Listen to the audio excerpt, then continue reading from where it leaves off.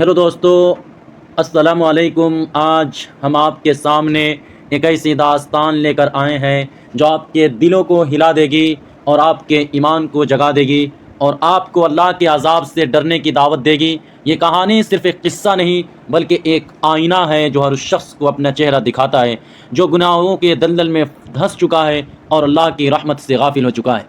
یہ محرم الحرام کے مقدس دنوں کی ایک ایسی داستان ہے جو ایک اللہ والے فقیر کی دعا نے دو گناہگار بہنوں کی مقدر اور تقدیر کو بدل دیا۔ یہ کہانی عبرت ہے، سبق ہے اور ایک ایسی آواز ہے جو ہر اس شخص کو پکارتی ہے جو دنیا کی رنگینیوں میں کھو کر اپنی آخرت کو بھول چکا ہے اور اپنے خدا کو فراموش کر چکا ہے۔ ناظرین، ہم آپ سے گزارش کرتے ہیں کہ اس کہانی کو کھلے دل سے سنیں، اپنے ضمیر کو جھنجھوڑیں اور سوچیں کہ کہیں ہمارا حال بھی تو اس کہانی جیسا نہیں ہے۔ تو چلیے شروع کرتے ہیں اس دردناک اور عبرتناک کہانی کو۔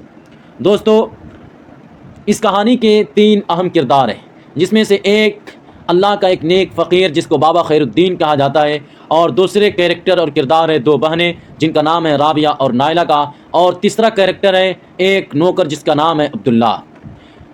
بابا خیر الدین نامی فقیر ایک درویش جو دن رات اللہ کے ذکر میں ڈوبا رہتے تھے۔ ان کی پیشانی پر نور ایمان جھلکتا تھا اور ان کی زبان سے ہر وقت قرآن اور حدیث کے موتی گرتے تھے۔ وہ نہ دولت کے لالچی تھے نہ دنیا کی چمک دمک کا شیدائی۔ ان کی زندگی کا مقصد صرف ایک تھا، لوگوں کو اللہ کی طرف بلانا۔ اسی طرح 2 بہنیں تھیں۔ یہ دونوں بہنیں ایک رئیس اور مالدار باپ کی اکلوتی بیٹیاں تھیں۔ رابعہ جو اپنے حسن اور خوبصورتی پر مغرور تھی، جس کو گھمنڈ تھا اپنی بیوٹی پر، اور نائلہ جو اپنی دولت پر اتراتی تھی، جس کو گھمنڈ تھا اپنی پراپرٹی کا۔ دونوں بہنوں کے دل دین سے خالی تھے، ایمان اور اسلام سے دور تھے۔ ان کی زندگی فیشن، ناچ گانوں، میوزک اور گناہوں کے گرد گھومتی تھی۔ وہ محرم کے مقدس دنوں میں بھی اپنے عیاشیوں سے باز نہیں آتی تھی۔ ایک بوڑھا وفادار نوکر جو اس خاندان کے ساتھ برسوں سے تھا، جس کا نام تھا عبداللہ۔ عبداللہ ایک نیک دل انسان تھا جو چپکے اللہ سے دعائیں مانگتا تھا کہ اس کے مالک کی بیٹیاں گناہوں سے باز آ جائیں۔ وہ اللہ والے فقیر کو جانتا تھا اور ان کی عظمت سے واقف تھا۔ دوستو، یہ کہانی ایک چھوٹے سے قصبے کی ہے جہاں لوگ سادہ زندگی گزارتے تھے، لیکن اس قصبے کے وسط میں ایک عالیشان حویلی تھی، ایک دربار تھا جہاں رابعہ، نائلہ اپنی دنیاوی لذتوں میں گم تھی۔ اہل محلہ اور بستی والے ان کی حرکتوں سے تنگ آ چکے تھے، لیکن کوئی کچھ کہنے کی ہمت نہیں کرتا کیونکہ ان کا باپ ایک باوثر اور پاورفل شخص تھا۔ دوستو، قرآن پاک میں اللہ تعالیٰ فرماتا ہے وَمَا الْحَيَاةُ الدُّنْيَا إِلَّا مَتَاعُ الْغُرُورِ، اور دنیا کی زندگی تو بس دھوکے کا ایک ساز و سامان ہے۔ ناظرین، یہ آیت ہمیں یاد دلاتی ہے کہ دنیا کی چمک دمک عارضی ہے، ٹیمپروری ہے۔ جو اس کے آگے پیچھے بھاگتا ہے وہ اپنی آخرت کو خطرے میں ڈالتا ہے۔ دوستو، رابعہ اور نائلہ کی زندگی دولت اور شہرت کے گرد گھومتی تھی۔ ان کی حویلی ہر وقت عیاشیوں سے بھری رہتی تھی۔ فیشنیبل لباس، مہنگی گاڑیاں، غیر ملکی شراب اور رات بھر کی پارٹیاں ان کی زندگی کا حصہ تھی۔ دوستو، محرم الحرام کے مقدس دن آئے جب پورا قصبہ عاشورہ کی تیاریوں میں مصروف تھا۔ لوگ ماتمی جلوس نکال رہے تھے، نوحہ خوانی ہو رہی تھی اور گھروں میں قرآن کریم کی تلاوت کی آوازیں گونج رہی تھی، لیکن رابعہ اور نائلہ کی حویلی میں ایک الگ ہی دنیا تھی۔ دوستو، ایک رات محرم کی 5ویں تاریخ کو ان کی حویلی میں زوردار میوزک کی آوازیں گونج رہی تھی۔ غیر مردوں اور نامحرم کا ہجوم اور کراؤڈ تھا۔ شراب کے جام چل رہے تھے اور رابعہ اپنے دوستوں کے ساتھ ناچ رہی تھی۔ نائلہ اپنے مہنگے لباس میں سگریٹ پیتے ہوئے ہنسی مذاق کر رہی تھی۔ عبداللہ جو حویلی کے ایک کونے میں خاموشی سے کھڑا تھا، یہ سب دیکھ کر دل ہی دل میں رو رہا تھا۔ وہ رابعہ اور نائلہ کو بچپن سے جانتا تھا۔ اسے یاد تھا کہ کبھی یہ دونوں بہنیں بھی ماں کے ساتھ قرآن پڑھتی تھیں اور ان کی ماں بہت نیک تھی، لیکن وقت نے انہیں بدل دیا۔ عبداللہ نے ایک بار رابعہ سے کہا، بیوی، یہ محرم کے دن ہے، اللہ کا خوف کرو اور اپنے مالک سے ڈرو، یہ گناہ تمہیں لے ڈوبیں گے۔ لیکن رابعہ نے اس سے جھڑک دیا اور اس کے چہرے پر تھپڑ مارتے ہوئے کہا، عبداللہ، اپنے اوقات میں رہو، ہم اپنی زندگی جینا جانتے ہیں، تم اپنا کام کرو، تم میرے گھر کے غلام اور نوکر ہو۔ محلے کے لوگ ان کی حویلی سے آنے والی میوزک کی آوازوں سے تنگ آ چکے تھے۔ ایک بزرگ نے کہا، یہ کیا بے حرمتی ہے، محرم کے دنوں میں یہ عیاشی، اللہ ان سے پوچھے گا۔ لیکن کوئی کھل کر ان سے بات کرنے کی ہمت نہ کرتا کیونکہ ان کا باپ قصبے اور اس گاؤں کا سب سے پاورفل اور با اثر شخص تھا۔ قرآن پاک میں اللہ تعالیٰ فرماتا ہے وَلَا تَخْفُ مَا لَيْسَ لَكَ بِهِ عِلْمٌ إِنَّ السَّمْعَ وَالْبَصَرَ وَالْفُؤَادَ كُلُّ أُولَئِكَ كَانَ عَنْهُ مَسْئُولًا، اور اس چیز کے پیچھے نہ پڑو جس کا تمہیں علم نہیں، بے شک کان اور دل، آنکھ، ان سب سے سوال کیا جائے گا آخرت میں۔ ناظرین، یہ آیت ہمیں یاد دلاتی ہے کہ ہمارا ہر عمل، ہر لمحہ اللہ کے سامنے پیش کیا جائے گا۔ کیا ہم تیار ہیں ان سوالات کے جواب دینے کے لیے؟ دوستو، محرم کی 7ویں تاریخ تھی۔ قصبے اور گاؤں میں ایک عجیب سی خاموشی تھی، لوگ عاشورہ کی تیاریوں میں مصروف تھے۔ اسی دوران ایک اللہ والا فقیر بابا خیر الدین قصبے میں داخل ہوئے۔ ان کی سادہ سی چادر، جھکتی ہوئی کمر اور نورانی چہرہ ہر ایک کو متوجہ کر رہا تھا۔ وہ ہر گلی سے گزرتے، لوگوں کو محرم کا احترام یاد دلاتے اور قرآن کی آیتیں پڑھ کر نصیحت کرتے۔ بابا خیر الدین کہتے، اے لوگو، یہ محرم کے دن ہے، یہ وہ دن ہے جب امام حسین نے اپنا خون دیا تاکہ حق زندہ رہے۔ یہ دن عیاشی کے نہیں، توبہ اور تقوی کے ہے۔ اپنے گناہوں پر نادم، پریشان، پشیمان اور شرمندہ ہونے کا ہے۔ اللہ سے معافی مانگو کیونکہ اس کی رحمت بہت وسیع ہے لیکن اس کا عذاب بھی بہت سخت ہے۔ لوگ ان کی باتوں کو غور سے سنتے اور کئی لوگوں کی آنکھوں میں آنسو آ جاتے۔ جب بابا خیر الدین رابعہ اور نائلہ کی حویلی کے دروازے پر پہنچے تو وہاں سے بلند آواز میں میوزک اور گانے کی آواز آ رہی تھی۔ بابا خیر الدین فقیر نے دروازہ کھٹکھٹایا۔ عبداللہ نے دروازہ کھولا اور فقیر کو دیکھ کر اس کے پاؤں پڑ گیا۔ عبداللہ کہتا ہے، بابا آپ یہاں؟ یہ حویلی گناہوں کا اڈا بن چکی ہے، میری بچیوں کو پلیز بچا لیجئے۔ فقیر بابا خیر الدین کہتے ہیں، عبداللہ، اللہ کی رحمت ہر ایک کے لیے ہے لیکن جو اس سے منہ موڑ لے اسے عذاب سے کوئی نہیں بچا سکتا۔ فقیر نے رابعہ اور نائلہ کو آواز دی۔ دونوں بہنیں باہر آئی لیکن ان کے چہرے پر نہ شرمندگی تھی نہ ندامت۔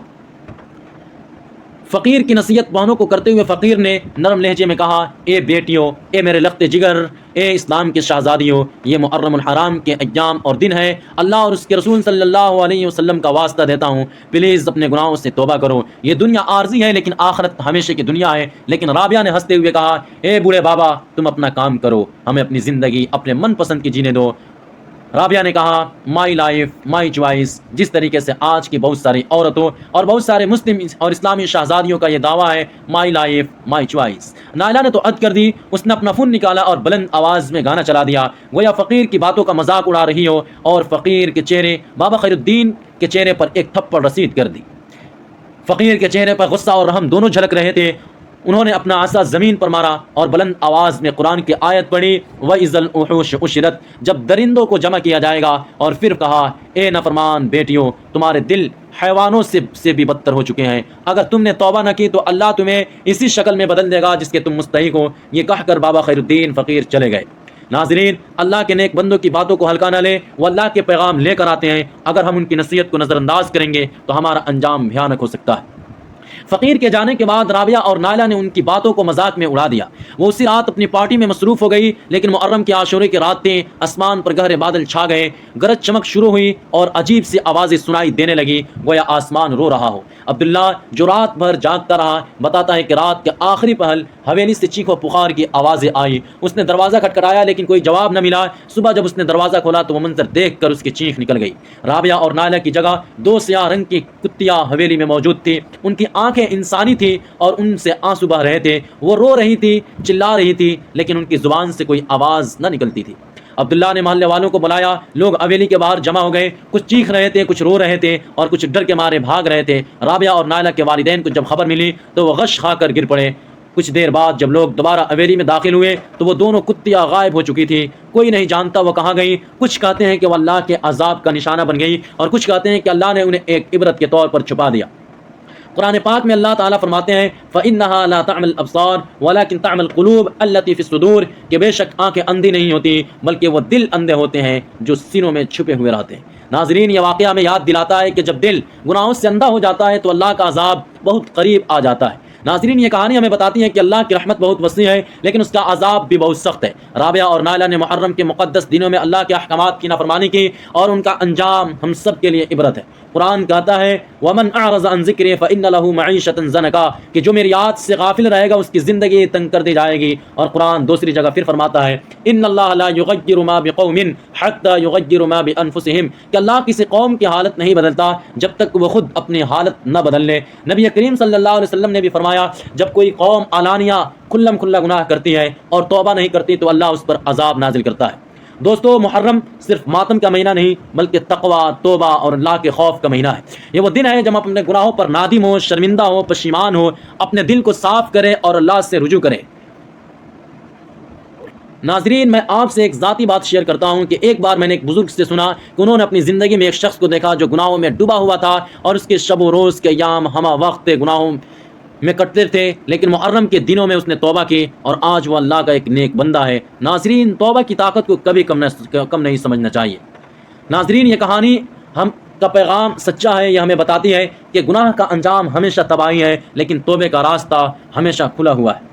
آج ہی اپنے گناہوں پر نادم ہو، اپنے رب سے معافی مانگے۔ محرم کے مقدس دن ہمارے لیے ایک موقع ہے، ہم اپنی زندگی بدلیں، اپنے دل صاف کریں اور اللہ کی رحمت کی طرف دوڑیں۔ ناظرین، دنیا کے عارضی لذتوں کے لیے اپنی آخرت کو مت بیچیے، ورنہ انسان سے جانور بننے میں دیر نہیں لگتی۔ ہم اللہ تبارک و تعالیٰ سے دعا کرتے ہیں کہ اللہ تبارک و تعالیٰ ہمیں گناہوں سے بچائے، ہمیں ہدایت عطا فرمائے اور ہمارے دلوں کو اپنے نور سے بھر۔ ناظرین، اگر آپ کو یہ کہانی پسند آئے اور اس سے آپ نے کچھ سیکھا تو اس ویڈیو کو زیادہ سے زیادہ شیئر کریں، اپنے دوستوں، رشتہ داروں اور اس شخص تک یہ پیغام پہنچائے جو گناہوں میں ڈوبا ہوا ہے۔ چینل کو لائک کریں، ویڈیو کو لائک کریں، چینل کو سبسکرائب کریں اور کمنٹس میں لکھیں یا اللہ ہمیں گناہوں سے بچا اور ہدایت عطا فرما۔ اللہ آپ سب کو اپنے حفظ و امان میں رکھے۔ والسلام علیکم ورحمۃ اللہ وبرکاتہ۔